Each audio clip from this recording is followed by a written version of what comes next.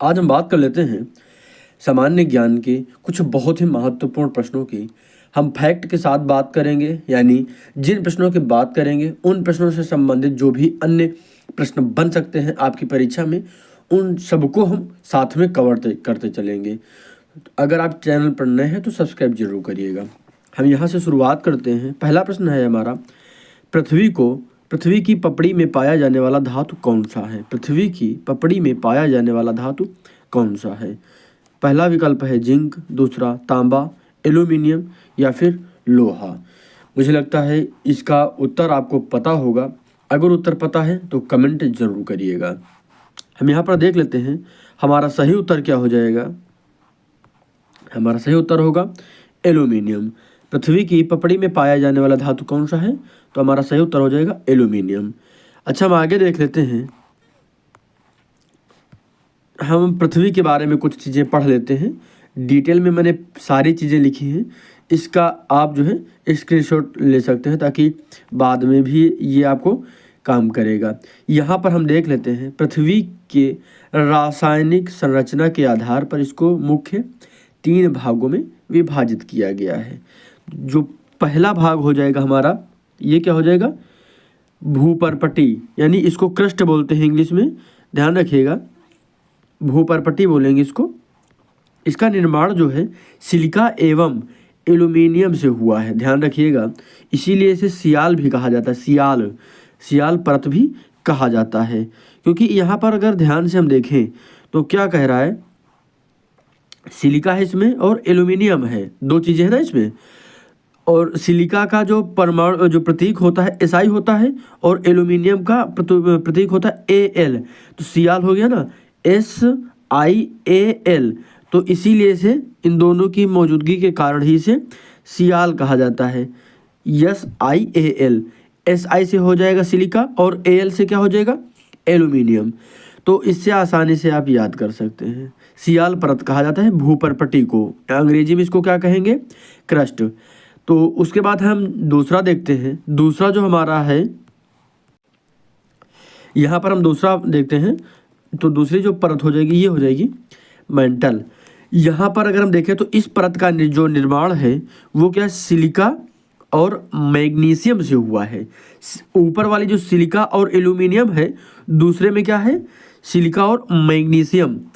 इसीलिए इसे सीमा भी कहा जाता है, अच्छा, इसे भी याद रख सकते हैं आप आराम से। हमने अभी आपको बताया है सिलिका का जो प्रतीक होता है क्या होता है? SI, और मैग्नीशियम का क्या हो जाएगा? MA।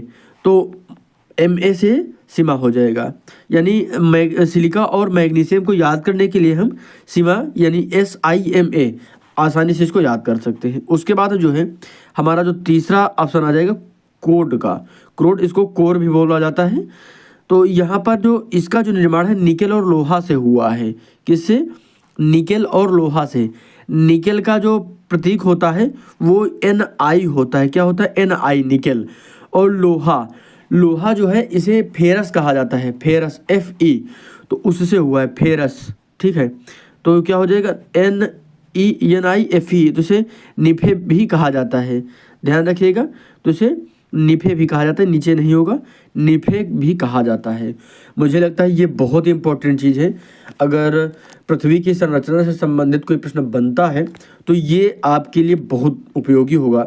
इसे आप चाहे तो नोट कर लीजिएगा, इसका स्क्रीनशॉट ले लीजिए, रखे रहिए, और 1-2 बार और आप देख लेंगे तो आसानी से याद हो जाएगा। बाकी सब्सक्राइब जरूर करिएगा।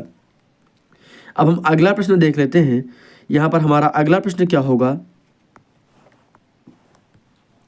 भारत की सबसे लंबी नदी का नाम क्या है? भारत की सबसे लंबी नदी का नाम क्या है? हमारा पहला विकल्प है ब्रह्मपुत्र, दूसरा गंगा, तीसरा विकल्प है गोदावरी, या फिर चौथा विकल्प हो जाएगा कृष्णा।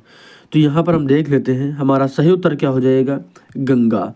भारत की सबसे लंबी नदी का नाम क्या होगा? गंगा नदी। यहाँ पर हम आगे देख लेते हैं गंगा नदी से संबंधित कुछ महत्वपूर्ण फैक्ट देख लेते हैं। एक चीज़ और आप करिएगा, सब्सक्राइब करिएगा, बाकी कमेंट जरूर करिएगा। आपको ये वीडियो कैसा लग रहा है सब्सक्राइब करिएगा चैनल को, और अच्छा लगे तो लाइक करिएगा, बाकी कमेंट जरूर करिएगा। यहाँ पर हम देख लेते हैं गंगा नदी के बारे में। इसकी लंबाई हम बात कर लेते हैं क्योंकि सबसे लंबी की बात हुई है। तो यहाँ पर जो है हम यहाँ हमारा प्रश्न क्या था, भारत की सबसे लंबी नदी का नाम क्या है। तो लंबाई भी तो हमको पता होनी चाहिए ना, तो 25 यानी 2525 किलोमीटर है। और इसकी सहायक नदियाँ भी हो सकता है आपसे परीक्षा में पूछी जा सकती है, तो इन्हें भी आप याद रखिएगा। क्या हो जाएंगी, यमुना, घाघरा, गंडक, सोन, टोंस, कोसी, बागमती और रामगंगा। इम्पोर्टेंट है ये सारी चीज़ें, इनको नोट कर लीजिए, सब्सक्राइब करिए चैनल को, और इसका स्क्रीनशॉट आप चाहे तो रखे रहिए। सब्सक्राइब करने के लिए मैं बार बार इसलिए बोल रहा हूँ ताकि आप इसे मिस ना करें। मैं लगातार आपको जीके जीएस से संबंधित जो भी प्रश्न बता रहा हूँ, इसमें 2 फायदे हैं आपके। एक तो आपके साथ में प्रैक्टिस भी होती चल रही कि आपको कितने प्रश्न तैयार हैं, और साथ ही मैं जो प्रश्नों के साथ फैक्ट बता रहा हूँ, कई बार प्रश्न से संबंधित जो फैक्ट होते हैं उनसे प्रश्न बन सकता है, तो वो चीज़ें भी आपकी तैयार होती रहेंगी। और मैं बहुत बड़ा वीडियो नहीं बनाता हूँ, आपके लिए सुविधा के हिसाब से बनाता हूँ। चाहे आप जिस भी परीक्षा की तैयारी कर रहे हो, सभी परीक्षाओं के लिए ये वीडियो क्लास बहुत इम्पोर्टेंट है और समान रूप से उपयोगी है। यहाँ पर हम देख लेते हैं आगे कुछ चीज़ें। गंगा ब्रह्मपुत्र का जो डेल्टा है विश्व का सबसे बड़ा डेल्टा है। आगे हम देख लेते हैं, यहाँ पर हम गंगा नदी से संबंधित कुछ चीज़ें देखते हैं। गंगा नदी का जो उद्गम है ये उत्तराखंड के उत्तरकाशी जनपद में गोमुख के निकट गंगोत्री हिमानी या गंगोत्री ग्लेशियर से होता है। यहाँ गंगा नदी को भागीरथी कहा जाता है। इम्पोर्टेंट है, ध्यान रखिएगा। मैं इसीलिए बार बार बोल रहा हूँ कि जो भी चीज़ें मैं यहाँ बता रहा हूँ कहीं ना कहीं परीक्षाओं की पूछी गई चीज़ें हैं। हो सकता है आपसे फिर से पूछ लिया जाए, तो सब्सक्राइब करिएगा चैनल को ताकि लगातार आपको कंटेंट मिलता रहे। यहाँ पर हम आगे देखेंगे, देवप्रयाग में भागीरथी अलकनंदा से मिलती है।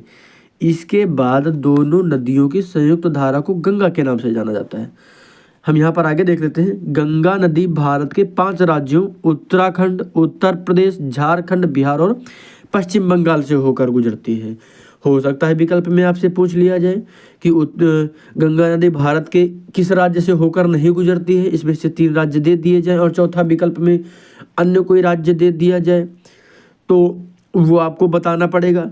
यानी इम्पोर्टेंट है कि नहीं है ये, इसीलिए मैं बार बार कह रहा हूँ कि इसे आप चाहे तो नोट कर लीजिएगा, बाकी स्क्रीनशॉट रखे रहिए। हम फिर से इसको आपको बताते रहेंगे, इसीलिए चीज़ें मैं रिपीट करने के लिए बोल रहा हूँ। चैनल को सब्सक्राइब जरूर करिएगा। हम यहाँ पर आगे देखते हैं, पश्चिम बंगाल में फरक्का नामक स्थान पर बांग्लादेश में प्रवेश करती है। कहाँ पर, बांग्लादेश में प्रवेश करती है। पश्चिम बंगाल में फरक्का नामक स्थान पर बांग्लादेश में प्रवेश करती है, जहाँ गंगा नदी को पद्मा के नाम से जाना जाता है। गंगा नदी को पद्मा के नाम से जाना जाता है, ध्यान रखिएगा। बांग्लादेश में गंगा नदी ब्रह्मपुत्र नदी से मिलती है, फिर वह संयुक्त धारा मेघना में मिल जाती है। फिर वह बांग्लादेश में गंगा नदी किससे मिलती है, ब्रह्मपुत्र नदी से मिलती है। ये भी प्रश्न बन सकता है, मैं इसीलिए बार बार रिपीट करवा रहा हूँ। फिर वह संयुक्त धारा जो है मेघना में मिल जाती है और सागर द्वीप के समीप, किसके समीप, सागर द्वीप के समीप, यहाँ पर ध्यान दीजिएगा, सागर द्वीप के समीप बंगाल की खाड़ी में गिरती है। बंगाल की खाड़ी में कितनी नदियाँ गिरती हैं ये आप कमेंट करिएगा, सर्च करिए जाके और कमेंट करिए। इससे आपकी तैयारी 100% बहुत अच्छी होती है।